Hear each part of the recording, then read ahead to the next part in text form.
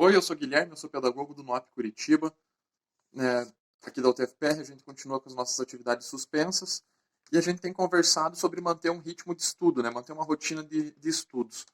Hoje eu queria trazer para vocês algumas técnicas de aprendizagem, né, que são determinadas como de baixa, média e alta eficiência. Isso é para ir dando um norte para como a gente desenvolve esse trabalho acadêmico nesse período de suspensão. Então, são 10 técnicas que são abordadas num artigo que foi publicado em 2013. Então, tudo isso vem com suporte científico, né?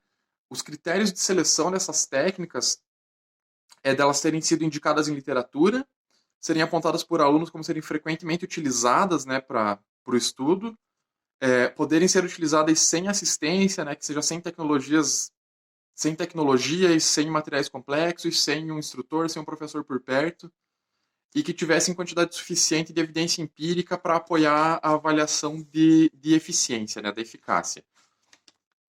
Então, eu vou começar falando dessas técnicas. A primeira delas é a releitura. Como o nome diz, enfim, né, a gente vai, de qualquer forma, a gente vai ter uma primeira abordagem do conteúdo. A gente vai passar por uma leitura do conteúdo, né? Sempre, mesmo que seja uma coisa mais técnica, mais prática, equações, enfim, ele tem uma abordagem, um suporte teórico que a gente passa por uma leitura, né? A primeira dessas técnicas seria a releitura. As primeiras 5 técnicas são as que são consideradas de baixa eficiência, né? A releitura ela é considerada como uma técnica de baixa eficiência, mas ela aumenta, como ponto positivo, né, ela aumenta a quantidade de informação memorizada e ela possibilita novos processamentos das informações, né? Com cada leitura subsequente, você vai melhorando a quantidade de informação que você absorveu, a interpretação que você faz dessa informação, né? Cada nova leitura te traz novas perspectivas, novas questões que podem ser percebidas no conteúdo. Recomendação que se faça uma limitação, né, do conteúdo, da quantidade de conteúdo que é lido, relido, né, dentro da nossa capacidade de absorção, né, antes que isso fique extremamente cansativo e perca eficiência. A segunda dessas técnicas é da aprendizagem aprendizagem de texto com associação de imagem. Isso pode parecer um pouco estranho, né, mas seria bastante comum, talvez na literatura, né, se a gente pensar numa figura de um cavaleiro na frente de uns moinhos, a gente já relaciona com Don Quixote. Então, na literatura, isso é relativamente fácil de fazer, né, porque é uma representação literal, que a gente pode fazer uma representação gráfica, com uma ilustração, um desenho. É muito comum de ser visto nas engenharias, às vezes com plantas, com construções, com desenhos técnicos, com peças. É preciso que o conteúdo possibilite essa associação com uma imagem, né? Não é qualquer coisa que talvez a gente vá conseguir. Mas a gente pensar um pouquinho fora, assim, de forma um pouco menos linear, uma equação não deixa de ser uma representação gráfica de uma teoria, né? Então ele pode representar uma imagem, mas é criar uma imagem que associe o conteúdo. Obviamente que alguns conteúdos são melhores do que outros para esse tipo de associação. A terceira técnica que ele apresenta seriam as associações de palavras, né? É muito utilizado para aprendizagem de línguas estrangeiras, onde você identifica um cognato na tua língua materna com a palavra que você está aprendendo e cria uma relação com base nisso. Isso pode ser aplicado para outros conhecimentos, mas para alguns deles isso pode ser um pouco impraticável, né? Como é que eu vou relacionar determinado conhecimento X com uma palavra? Né? Se você conseguir fazer essa associação, é uma ideia bacana, pode ser utilizada. Mas, como eu falei, né, ela é muito facilmente associada com alguns aspectos específicos. A quarta técnica, que talvez seja bastante comum para todo mundo, é o destacar e o sublinhar, né? Então,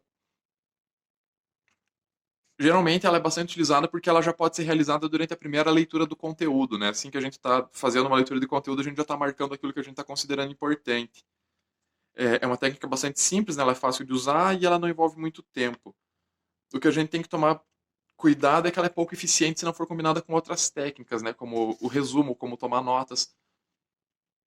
E ela vai criando focos no texto que estão muito desconectados do todo, né? Então você vai tendo pequenos excertos de texto ali que você está focando naquilo. Tipo, pô, sublinha isso, isso, isso, isso. Na hora que a gente vai retomar aquilo para estudar ou para se preparar para uma avaliação, às vezes aquele conteúdo pode estar um pouco desconexo, né? Se a gente não tiver uma lembrança muito boa do texto integral, aquela relação separadinha é difícil da gente ler, né? Como se a gente recortasse todos os pedaços do texto, enfiasse tudo no bolso e fosse para a prova lendo isso no ônibus, né? Então o conteúdo fica muito desconexo, muito separado. É interessante para você ter marcas ali, né? E é interessante que você mesmo faça esses destaques, né? Não é pegar os destaques de um colega que eles vão fazer ainda menos sentido. Mas é interessante que você mesmo seja a pessoa a fazer os destaques. E finalmente, como a última dessas técnicas de baixa eficiência, é a realização de resumos. Ela talvez seja uma das mais eficientes das técnicas em baixa eficiência. Mas o resumo não é simplesmente você copiar de forma literal o que está no texto. Pode ser similar ao fazer notas, mas é você criar, fazer construções próprias, né? Fazer a sua construção sobre trechos de texto, sobre conteúdos de texto. Seria, digamos assim, uma forma de você reescrever de forma resumida o texto do livro. Não é só copiar trechos, é, só copiar as partes que você grifou, que você destacou, que você sublinhou. É criar um resumo, né? Fazer uma síntese da ideia, extrair o significado e condensar aquele texto, né? Para não ser uma coisa tão maciça na hora que você for ler, né? Vai beneficiar bastante a memória sobre o aprendizado.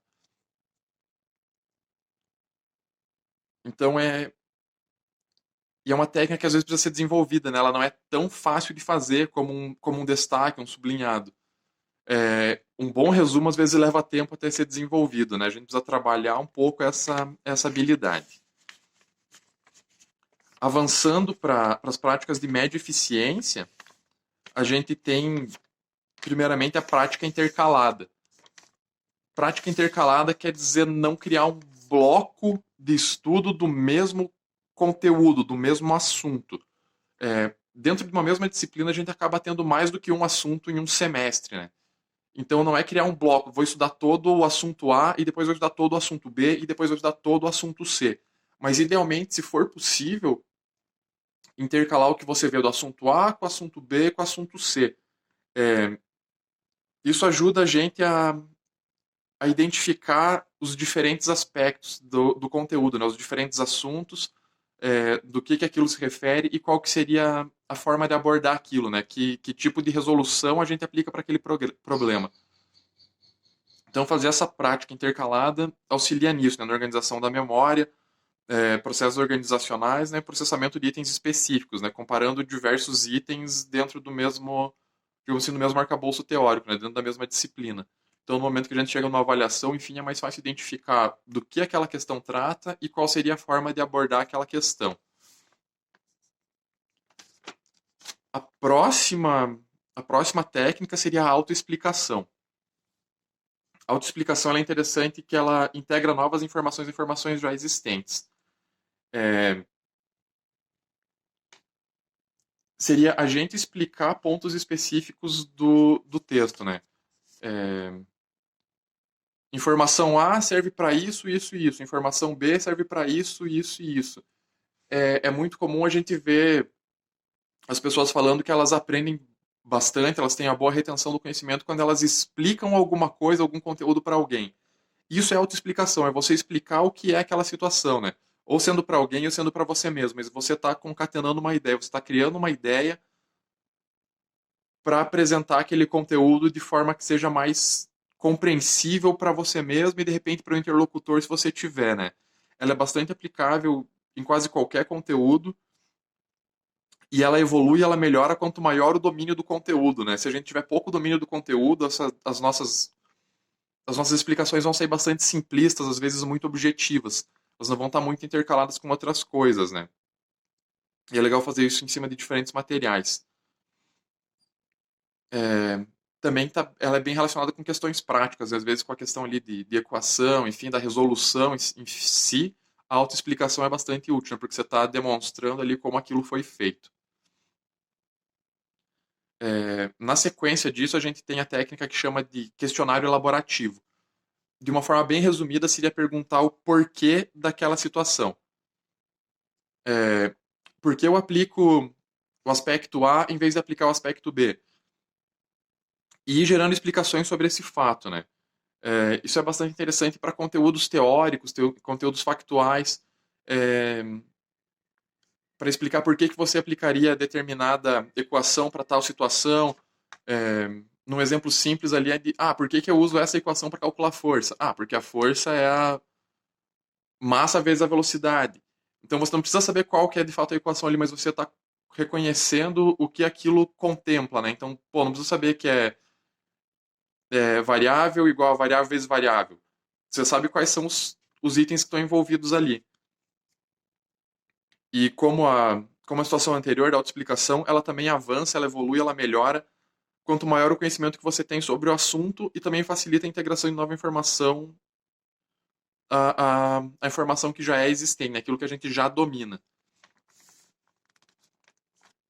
Passando para as técnicas de alta eficácia, a gente tem a prática distribuída, que de forma bastante simples é evitar o estudo sequenciado do mesmo assunto, né? Pô, segunda-feira estudo assunto A, terça-feira estudo assunto A, quarta-feira estudo assunto A, quinta-feira estudo assunto A.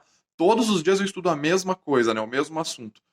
É legal se a gente tiver a possibilidade, obviamente que a gente precisa considerar ali o nosso período de aulas, né? O semestre, enfim, o período que a gente tem para trabalhar todo aquele conteúdo. Mas criar um espaço entre as ações de estudo, né? Pô, hoje eu estudo conteúdo A, amanhã eu não estudo, e no próximo dia eu estudo de novo o conteúdo A. Dependendo do tempo que você tem, aí criar intervalos talvez maiores pode ser mais útil, né? Hoje eu estudo, os próximos 2 dias eu não estudo esse conteúdo, trabalho com outras coisas, e no terceiro dia eu volto a estudar determinado conteúdo. Essa prática distribuída, ela beneficia uma retenção de longo prazo, né? É, ela recomenda que você não acumule conteúdo, de repente deixar para estudar tudo na véspera de uma prova, mas de que você estude de forma parcelada, né? De forma intercalada não, mas de forma distribuída.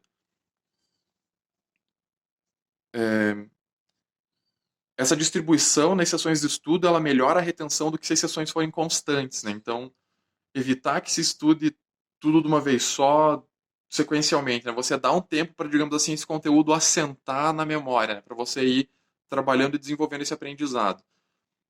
Então, hoje eu estudo, amanhã eu não trabalho com esse conteúdo, mas ele está se assentando, ele está se intercalando, a gente sempre está realizando atividades mentais. A gente está pensando sobre as coisas, elas estão se concatenando com outras, elas estão criando sentido. Então a gente dá um tempo para isso solidificar. Quando a gente volta para estudar, a gente já tem alguns conceitos melhor estabelecidos que facilitam a absorção dos próximos. E por último, né, como técnica de alta eficiência, existem as avaliações simuladas.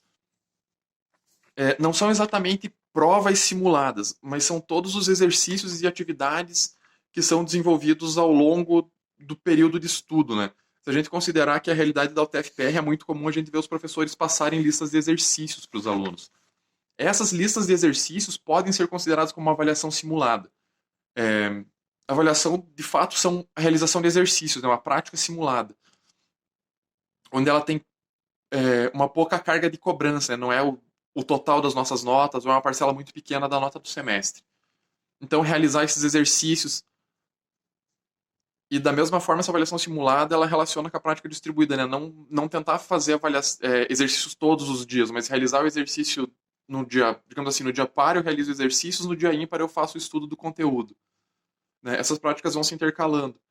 Então, essas avaliações podem ser perguntas aleatórias que estão nos seus livros de exercício, no livro de conteúdo, as listas de exercícios que os professores passam, podem ser até provas simuladas, outras formas que vocês organizem, né, como criar cartões com as perguntas e as respostas.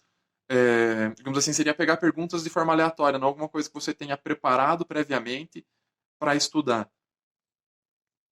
Enfim, mas tá realizando, tá praticando os exercícios, os conteúdos que são abordados em sala de aula, que são abordados nos livros, enfim, talvez em conteúdos, exercícios que os professores estejam passando para a gente hoje nesses períodos de suspensão das atividades acadêmicas. Enfim, pessoal, essas são 10 técnicas para estudo que podem ser utilizadas. Eu falei delas de forma bastante ligeira, né, até para não ficar muito extenso, muito, muito cansativo. Eu vou deixar o link para o artigo e tem uma versão resumida do artigo. Eu vou deixar o link também na descrição do vídeo.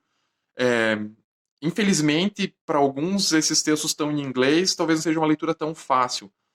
Mas, enfim, a conversa continua nos comentários, né? Eu estou à disposição. Como sempre, eu vou deixar meu e-mail para um contato aqui na descrição do vídeo. Então, qualquer dúvida, qualquer pergunta, por favor, não hesitem em entrar em contato. A gente continua tentando atender vocês da melhor forma possível aí, né, até a gente poder voltar a estar conversando pessoalmente aí no ambiente da universidade. Pessoal, obrigado pela atenção de vocês e até a próxima.